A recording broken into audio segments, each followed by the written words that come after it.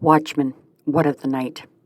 Early one morning, as I woke out of my sleep, I heard those words. I knew they were the voice of God, but I had two major questions. First off, why was God calling me a watchman? And secondly, what of the night?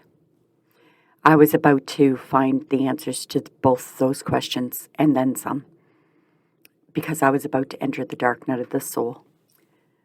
On my way to work that morning, I saw a siren out of the corner of my eye, and I heard the sound.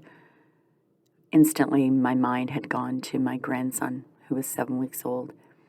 When I got to work, I found out that he had stopped breathing in the middle of the night. And walking into the hospital room several minutes later and seeing my daughter hold her lifeless son was one of the hardest things I've ever walked through.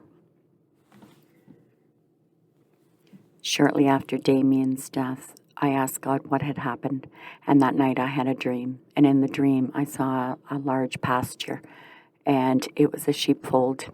And in the middle of the sheepfold, there was an infant swaddled. I noticed that there was no gate or no one guarding the entrance to the pen, and that a wolf had gotten in and was circling. The thief comes for no other reason but to kill, steal, and to destroy. But we, as children of light, must watch. We must watch and pray.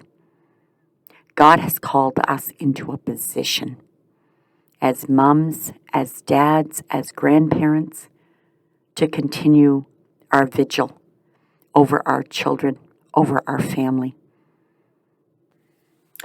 I believe that the first step is getting to know the voice of the Good Shepherd, spending time with him, spending time in his word, understanding his heart for you, knowing that you are greatly loved, knowing that he gave himself, his blood spilled on the ground so that you could rise up as a victor. Jesus is the Good Shepherd. He loves us. He knows us personally. He knows everything about us. We must trust him. We must rely fully on his goodness and that he can lead us out into green pasture, into a good life, into a free life, a carefree life, one of abundance, one of his goodness, where his goodness is just overflowing.